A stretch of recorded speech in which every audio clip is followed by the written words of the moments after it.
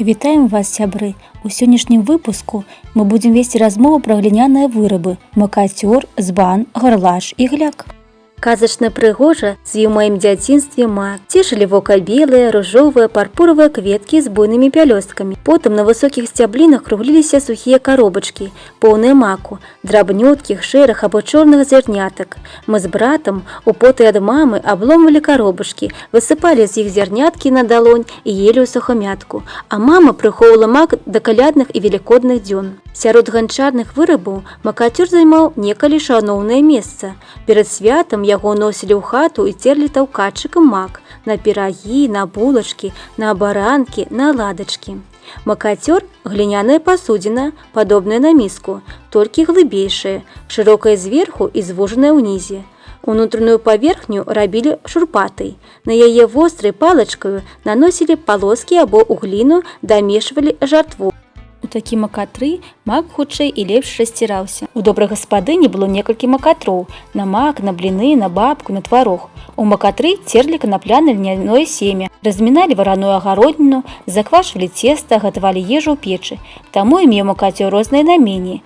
Макотра, цёрла, мяліца. Гліняны посуд і сёння можна набыць у краме. Пакрыты залацістай паліваю, аздоблены каляровымі ўзорамі, ён прыгожа глядзіцца і на кухоннай паліцы, і на абедзенным стале. Збан – пасудзіна для малака, смятаны, маслёнкі. Бакі ў збана выпуклыя, шыйка звужаная. Мае ручку і носік дзюбку, каб тое ж малако, скажам, лёгка, роўным струменчыкам лілося ў міску ці ў кубак. Калі пад рукой не было карзінкі, дзеці збіралі ў збанок ягады. Там у ягадным лесе і смяшынка знайшлася. Пытаю маці, гледзячы ў збанок: «Ці шмат сунішчак назбіраў сынок?» Пусты збанок, ды хваліцца Фядот: «Ой, мама, шмат, аж забалеў жывот». Гарлач – старэйшы за збан. Па форме яны падобныя, як браты, толькі гарлач без ручкі і не мае носіка дзюбкі зверху. Пасудзіна адна, а называлі дзе збаном, дзе гарлачом, дзе стаўбуном.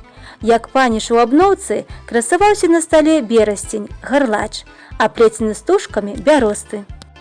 Гляк падобны на шар, часам выцягнуты ўгору, з адной ці дзвюмя ручкамі па баках. Дно плоскае, шырокае, а горлачка кароткае, вузенькае, як у бутэлькі. Такі гляк цяпер рэдка дзе ўбачыш, а некалі ён стаяў побач з гарлачамі і збанамі, так бы мовіць, у адной сям'і. З павагаю адносьцеся да культуры і спадчыны нашага народа. Да сустрэчы ў наступным выпуску.